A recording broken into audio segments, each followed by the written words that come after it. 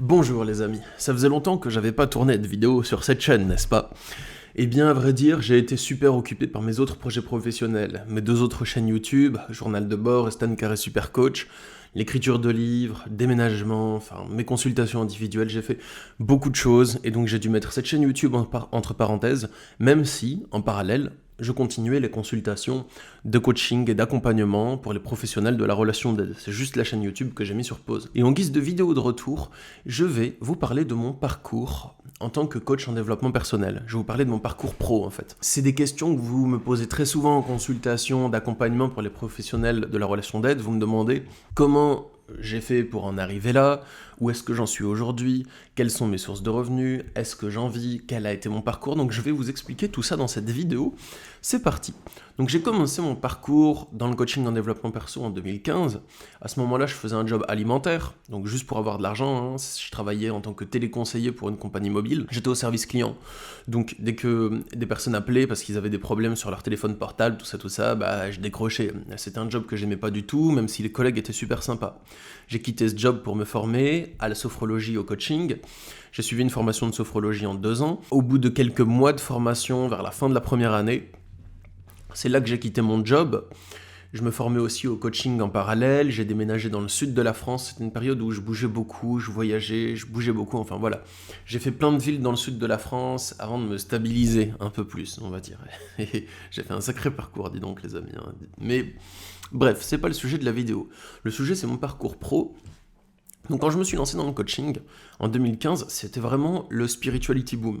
Ce que j'appelle le spirituality boom, c'était la période où tout le monde commence à s'intéresser à la spiritualité, au développement perso, où c'est quelque chose de nouveau, d'un peu bizarre, fascinant, que les gens connaissent pas trop. Maintenant, c'est beaucoup plus connu.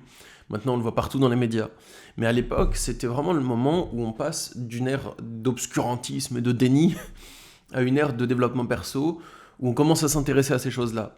Il y avait plein de coachs inspirants, il y avait David Laroche, Tony Robbins par exemple, et dès que j'ai découvert le métier de coach en développement perso, je me suis dit mais je veux faire ça en fait, voilà, c'était une évidence.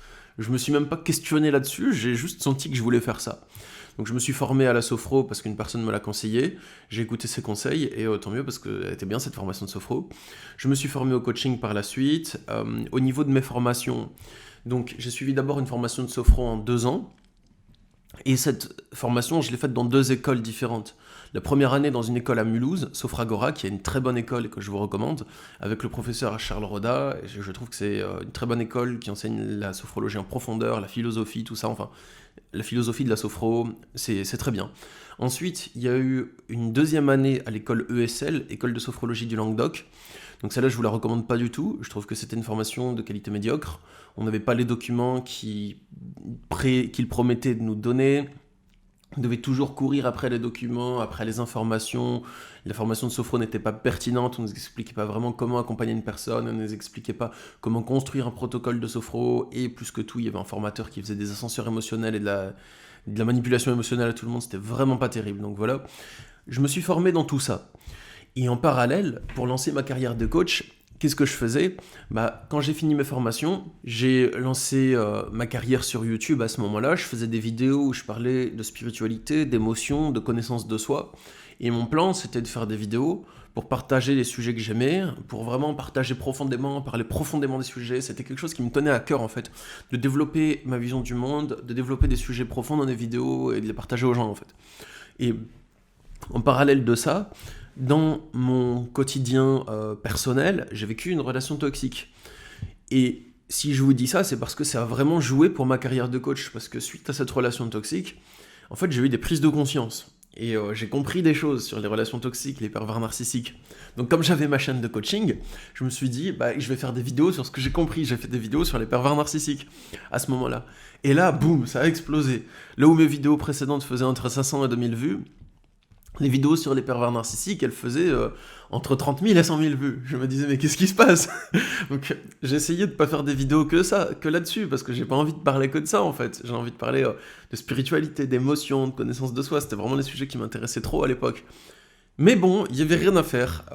Ma chaîne, elle explosait surtout sur les vidéos de pervers narcissiques. Et j'avais des gens qui me contactaient pour des consultations, alors que je n'avais même pas dit dans mes vidéos que je faisais des consultations. C'était au tout début. C'est évident que si on fait des vidéos sur YouTube de coaching, il faut parler de ces consultations, hein, si vous en faites les amis. Mais moi, j'avais pas cette évidence, je débutais à peine, je commençais, c'était vraiment tout neuf, tout frais pour moi, voilà. J'étais un poussin dans le game, vous voyez. Donc à ce moment, je fais des vidéos sur le sujet, ça explose, j'ai des consultations dessus. Il y a un formateur d'école de coaching qui me contacte, qui veut que je travaille avec lui pour former des personnes au coaching et à la sophro. Pour ça, il me fait suivre sa formation de sophro et sa formation de coaching de son école. Et bon, ça n'a pas duré longtemps la collaboration, parce qu'après, j'avais d'autres projets professionnels, et puis il y a eu moins de communication entre nous, et puis on est en bon terme, mais le fait est qu'on n'a plus travaillé ensemble sur la formation. Voilà. Donc, à ce moment, du coup, je suis vraiment en pleine découverte. J'essaye d'en vivre sur YouTube en faisant des vidéos, mais j'ai pas envie de faire des vidéos que sur le sujet des pervers narcissiques. Parce que, ouais, certes, c'est un sujet important et c'est un sujet qui m'intéresse. Mais j'ai aussi d'autres choses que j'ai envie de partager. J'ai pas envie de me réduire juste à cet aspect-là, même s'il me plaît, vous voyez. Donc c'est comme vous avez pas envie de vous réduire à voir qu'un seul de vos amis, même si c'est votre meilleur ami. Vous avez envie de voir aussi vos autres amis. Voilà, moi c'est pareil. Et ça enlève pas l'intérêt que vous avez pour votre meilleur ami. Mais vous avez besoin de plus de contact social. Moi c'est pareil pour les sujets de vidéo. Du coup, j'alterne régulièrement, au fur et à mesure des années, entre des vidéos de coaching sur les PN, pervers narcissiques, donc des vidéos sur plus les émotions, la connaissance de soi. Et ça fait que ma chaîne, elle décolle pas trop à cause de ça, parce que, en fait, c'est pas le même public qui s'intéresse aux deux sujets. Et ça, je l'avais pas capté. Donc, le public qui s'intéresse aux conseils face aux relations toxiques, généralement ne cherche pas de vidéos sur la connaissance de soi, la spiritualité, tout ça. Peut-être pas au même moment dans leur vie. Et il n'y a pas beaucoup de personnes qui vont cliquer sur les deux, en fait. Du coup, ça fait que quand je sors des vidéos sur les deux sujets, en fait, ça va toucher des publics différents qui vont pas regarder forcément les vidéos suivantes, et ça va faire en sorte que dans l'algorithme, ma chaîne ne décolle pas trop à cause de ça.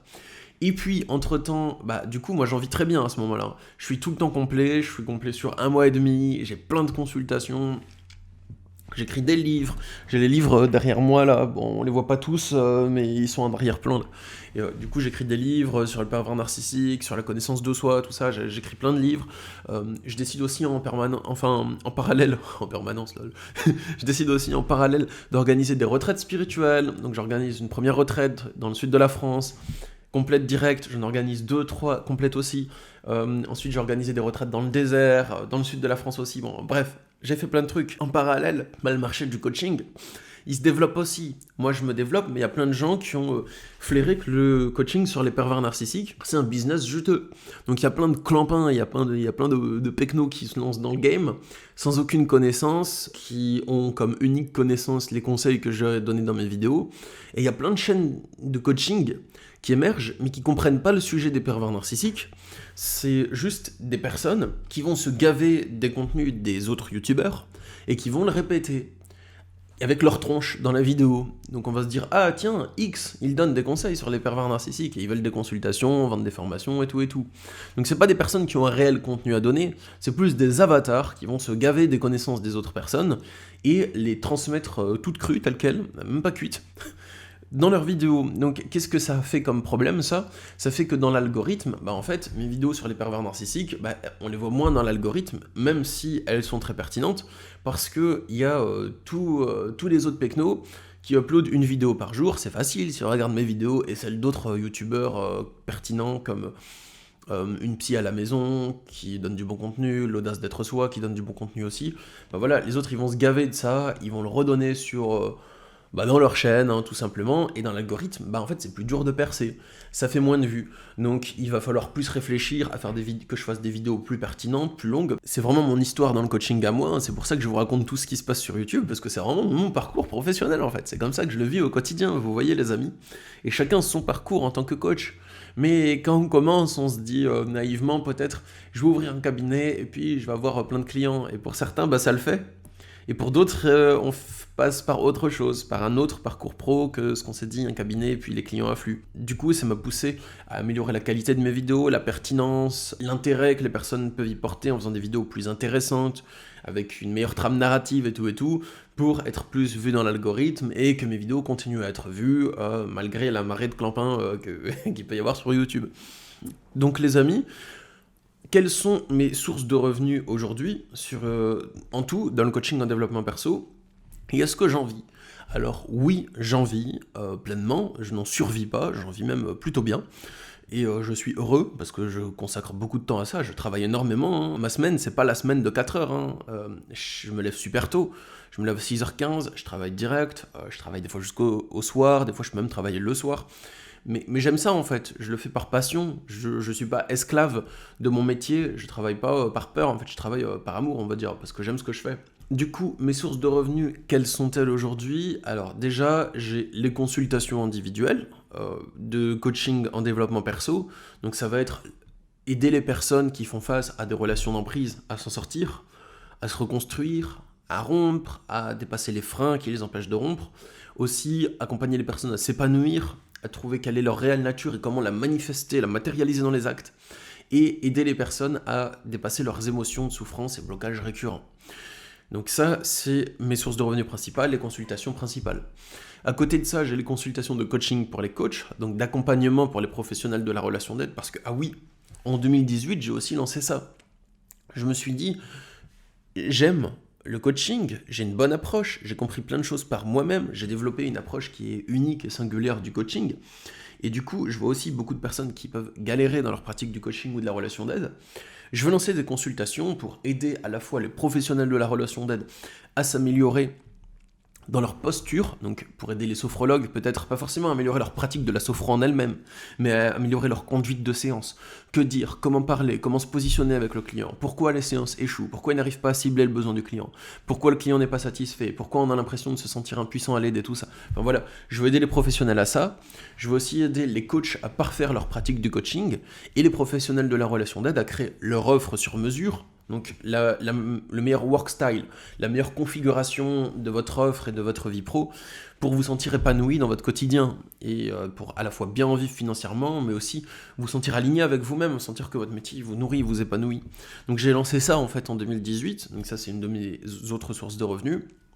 J'ai mes livres et mes droits d'auteur. Certains tombent tous les mois, ceux qui sont auto-édités. Certains tombent une fois par an, donc ça va être les livres qui sont publiés. J'ai la YouTube Money. Et j'ai les retraites spirituelles que j'organise et j'aime beaucoup ça, je le développe beaucoup. Donc ça, c'est un peu mes sources de revenus en tant que coach en développement perso. Vous pouvez en avoir d'autres, certains ont des formations en ligne, moi je vais en mettre sur le site Devenir Coach. Mais voilà, c'est pas forcément les trucs que je mets le plus en avant, je vais vraiment faire ce que j'aime, donc ça va être les livres, les consultations, les retraites, quoi. Ah, et les amis, si vous souhaitez avoir mon accompagnement justement pour parfaire votre pratique de la relation d'aide, pour être plus compétent en consultation, pour mieux structurer votre offre, pour mieux structurer vos séances et mieux vous positionner face à vos clients, eh bien, il y a le lien pour mes accompagnements de coaching pour les professionnels de la relation d'aide dans la description de cette vidéo. Et si vous souhaitez aussi recevoir des conseils réguliers de ma part pour la relation d'aide, pour améliorer votre posture, pour être un meilleur coach ou un meilleur professionnel, plus efficace, eh bien, je vous propose de vous inscrire à ma newsletter, et ça, c'est gratuit. Il y a le lien dans la description sous cette vidéo. Vous pouvez cliquer sur le lien pour vous inscrire à la newsletter, et j'enverrai régulièrement des newsletters de conseils concrets que vous pouvez appliquer pour avoir des meilleures consultations, pour tenir des meilleures séances. Le dernier point que je souhaite aborder dans cette vidéo, c'est assez court, mais c'est juste pour vous dire où j'en suis aujourd'hui, mes axes pour le futur. Mais en fait, je souhaite continuer à écouter mon cœur, je souhaite continuer à travailler avec mon cœur, parce que pour moi, le travail de coach en développement perso, c'est un métier passion. Donc à la fois, je garde les pieds sur terre pour le côté stratégie, business plan, financier, mais c'est pas mon moteur. Mon moteur, c'est pas l'argent dans la vie. L'argent, c'est important, ça permet de faire des trucs, c'est cool, c'est une bonne chose. Bien sûr, je crache pas dessus. Mais ce que je veux dire, c'est que mon moteur principal, c'est de suivre mon cœur, de faire des choses qui m'épanouissent, de faire des voyages, de rencontrer des personnes, de mettre en place des retraites, d'écrire vraiment les livres qui m'inspirent, de rencontrer de nouvelles personnes sur le plan amical, sur le plan professionnel, de découvrir des nouveaux pays. Enfin, j'écoute vraiment mon inspiration et mon intuition et je vais là où elle me guide. Et mon coaching, il va être au service des gens et au service de mon inspiration et de mon intuition. C'est comme ça que je vois les choses. Voilà les amis, j'espère que cette vidéo a pu vous plaire, qu'elle a pu vous aider, vous apporter quelque chose. Dites-moi où vous en êtes dans votre parcours de formation, dans votre parcours de coach ou de professionnel de la relation d'aide. Vous pouvez me dire où vous en êtes vous, dans les commentaires, et je serai heureux de le lire. Sur ce, moi je vous dis à bientôt, je vous souhaite une belle journée, et je vous dis à bientôt pour une prochaine vidéo. Au revoir.